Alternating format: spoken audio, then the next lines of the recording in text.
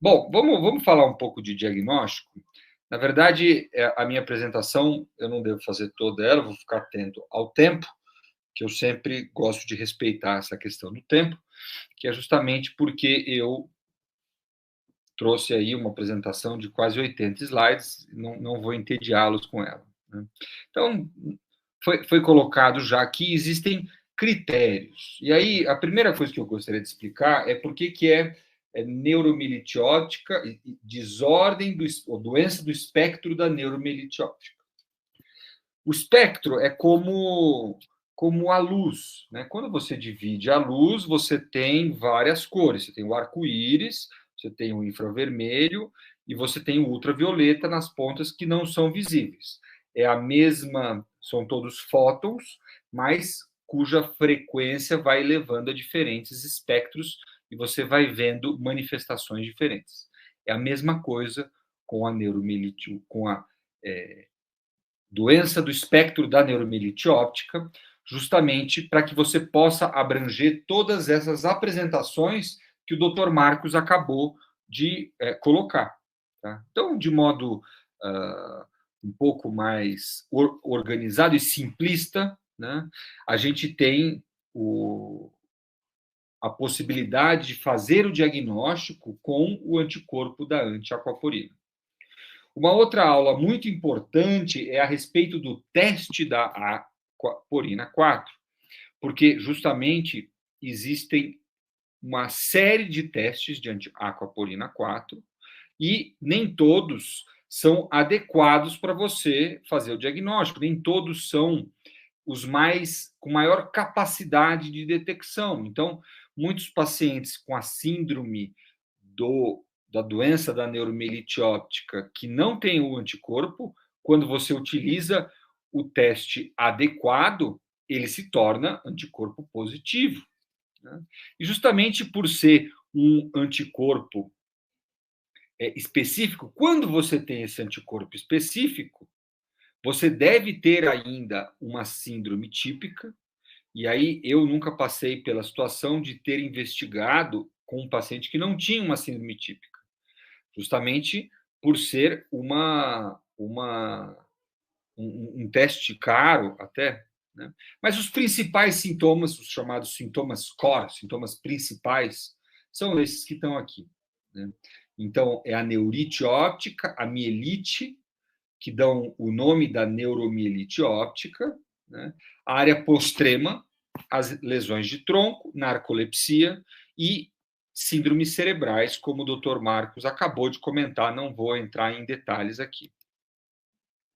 Mas existe um grupo aí, em torno de 30%, na minha casuística, né, justamente talvez pelas questões de migração, né, as regiões do Rio de Janeiro e de Minas Gerais são algumas das regiões. Minas Gerais é considerada uma das regiões com a maior concentração do mundo. Rio de Janeiro e a Bahia têm altíssimas concentrações. Por quê? Porque tem uma alta afrodescendência, né? Os pacientes com ascendência europeia têm uma frequência menor. Não sei se é por causa disso, é um assunto em investigação ainda, mas é uma suspeita minha que em São Paulo temos uma frequência um pouco menor do que nessas regiões, por causa das questões da ascendência, e que o anticorpo antiaquaporina ele tem uma frequência maior de ser negativo, possivelmente por causa de questões também epidemiológicas, como o Dr. Rodrigo começou a aula dele colocando. E aí, nos casos dos pacientes que são anticorpos negativos, você tem que ter não só uma síndrome típica, mas uma chamada disseminação no espaço com mais de 2 lesões.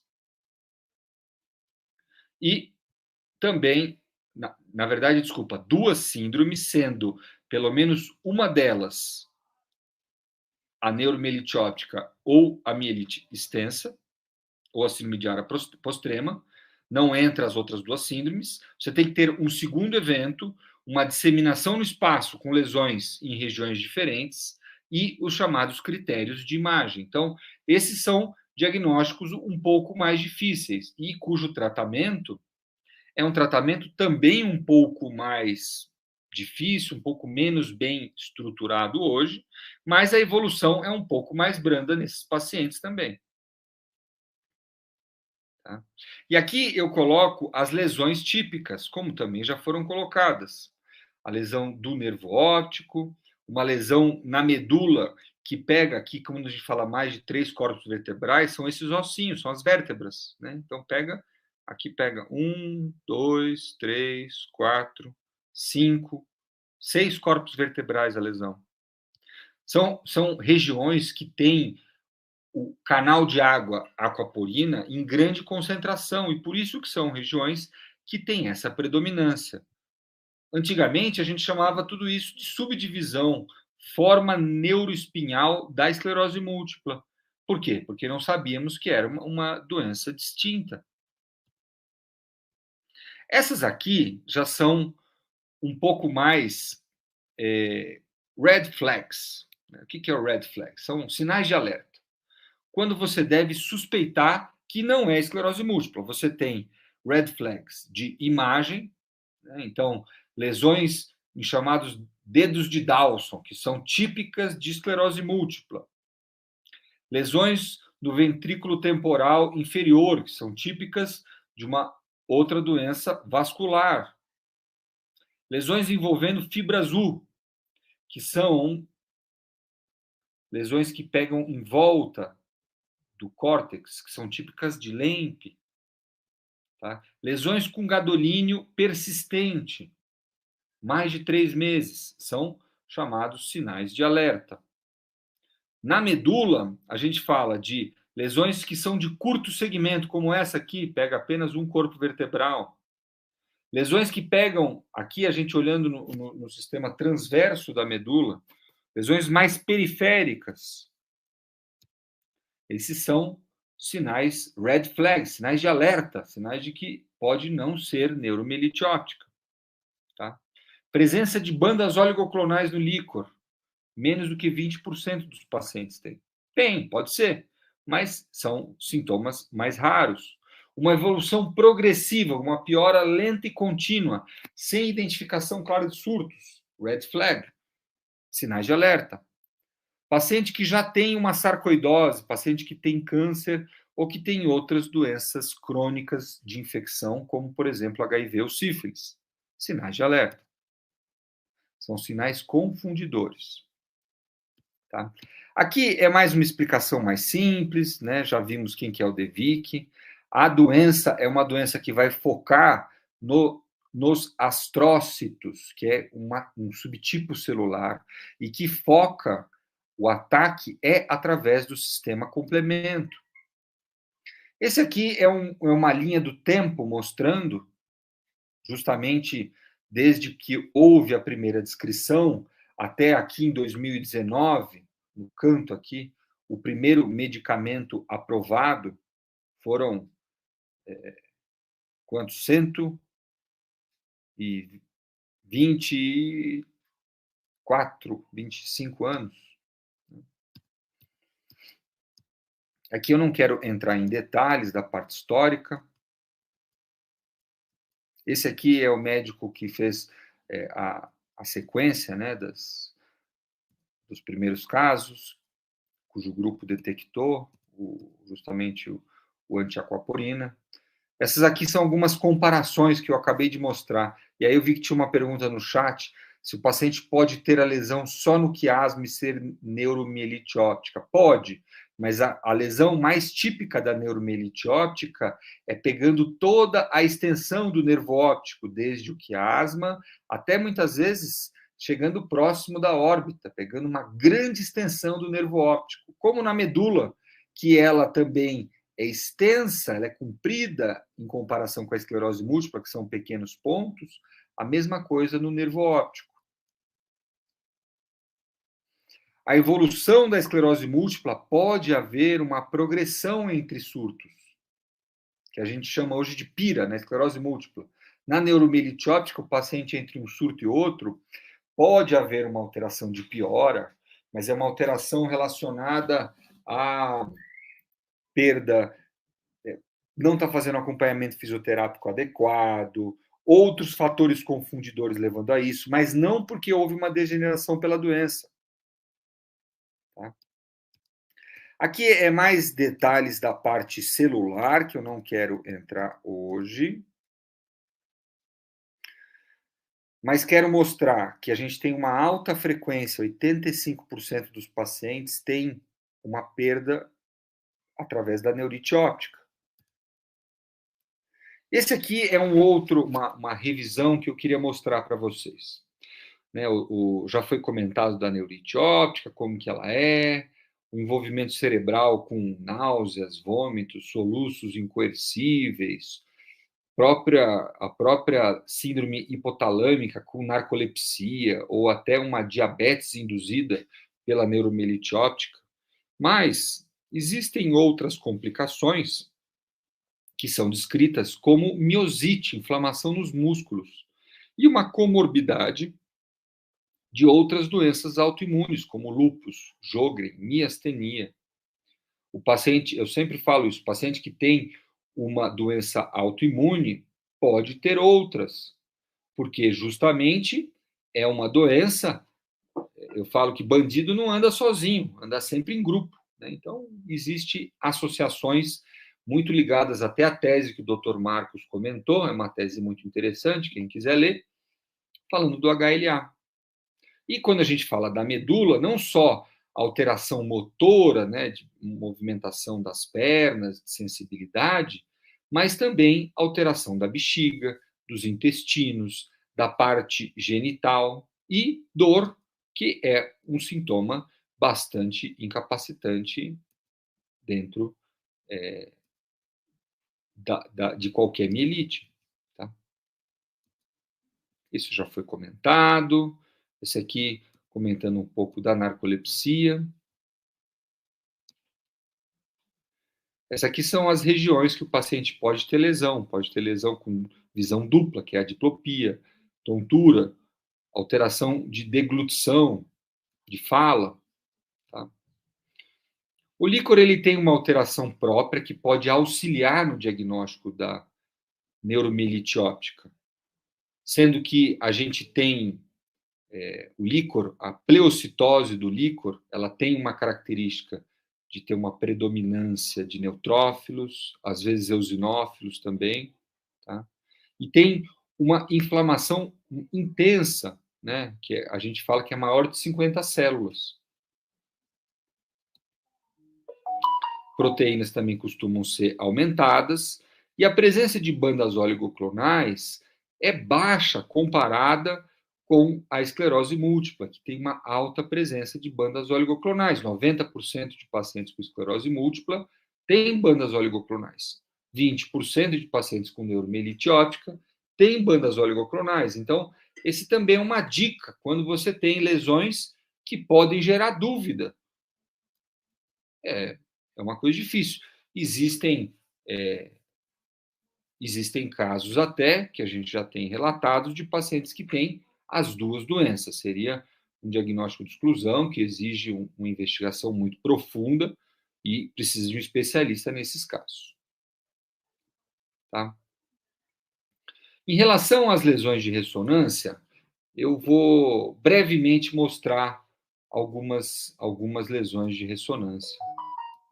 Tá?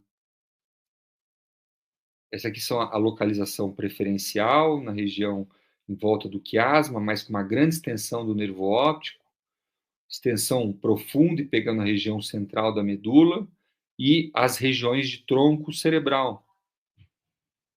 Mas nós temos também alterações que são diencefálicas, que vão justamente causar esses sintomas, por exemplo, no tronco cerebral, dificuldade de deglutição.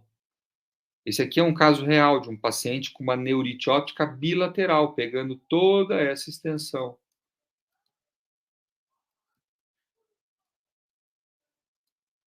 Uma característica também das imagens são chamados bright spot, ou pontos brilhantes, que quer dizer que na ressonância tem uma lesão na medula que é mais branco do que o branco do líquor.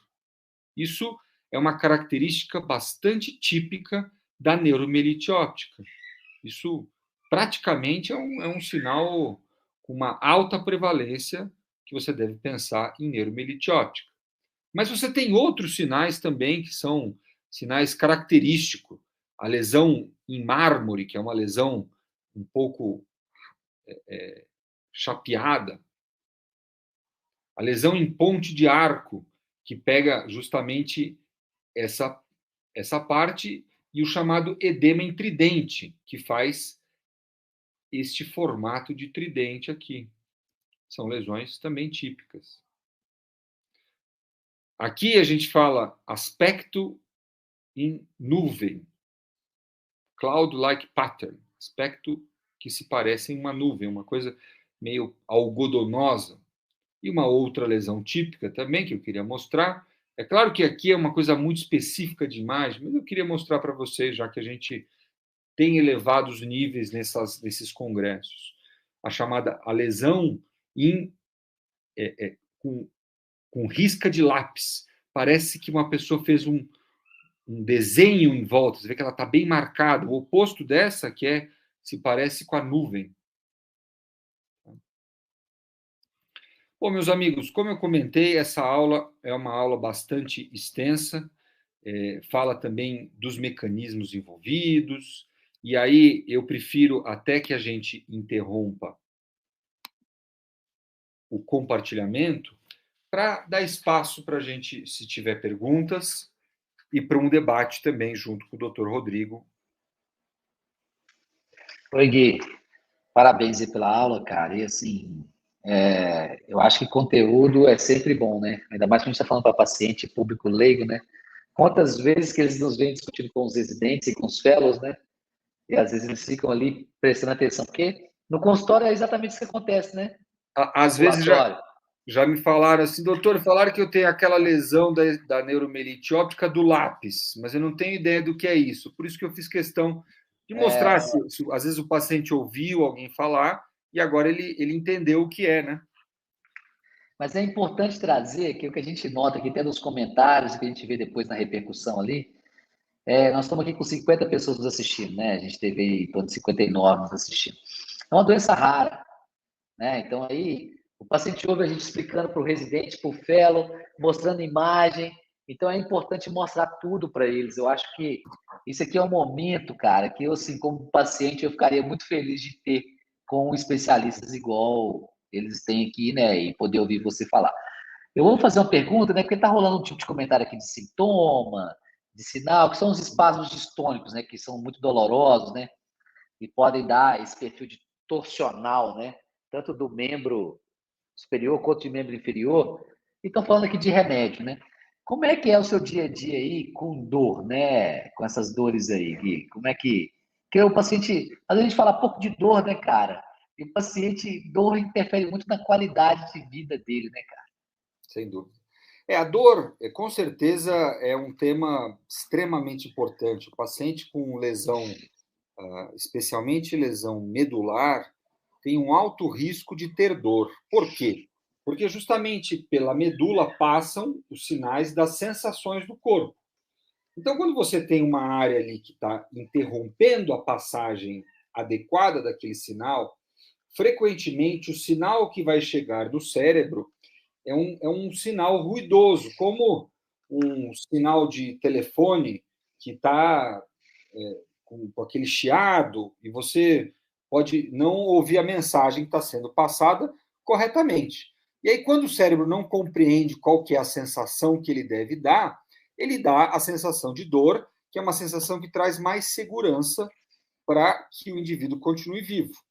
Então, essas são chamadas de dores neuropáticas, dores em queimação, dores do tipo choque, e que tem uma predominância nos membros inferiores, podendo ter esses espasmos distônicos, né?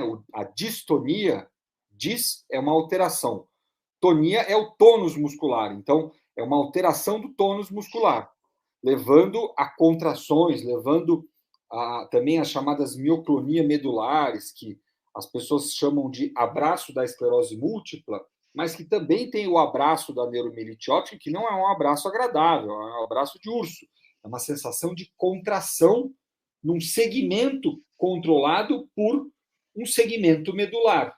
E a dor neuropática, de uma maneira muito contundente, ela é bem responsiva ao tratamento. Eu tenho poucos pacientes que responderam mal ao tratamento. A dor neuropática, do ponto de vista clínico, é uma dor que a gente gosta de tratar porque ela tem uma responsividade. A gente utiliza muitas vezes uma combinação de anticonvulsivantes que todos que têm dor neuropática deveriam utilizar, com antidepressivos, e agora tem chegado também os relaxantes musculares e o canabidiol para esse arsenal de tratamento das dores neuropáticas. Mas com certeza que é algo que incomoda, é algo que o paciente tem que conversar com o médico dele, porque a taxa de tratamento destes sintomas é bastante alta. Tá. O Gui, outra coisa também que a gente está vendo aqui, que é o dia a dia do paciente, que às vezes no consultório tem tanta coisa para conversar no consultório, que às vezes um consulta de 2 horas eles esquecem disso. É o calor, né, cara? Essas doenças desmelinizantes, o calor dá uma piora do sintoma, incapacidade. Você estava falando aí de abraço, a Sônia colocou aqui. Eu tenho esse abraço exatamente aqui embaixo do peito, esse abraço de urso. Qual que é a dica aí que você dá assim para o calor também, né? Que não é só para dor, né?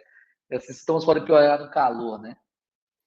O calor, ele é um fenômeno físico que atrapalha, né? Então, durante o calor, qualquer condução elétrica é diminuída, né? O Rodrigo é da época que a gente, quando acabava a pilha do carrinho de controle remoto, colocava a pilha no freezer, né? Era tudo, durava pouco a pilha, se põe no freezer, voltava, funcionava mais 1, 2 horas.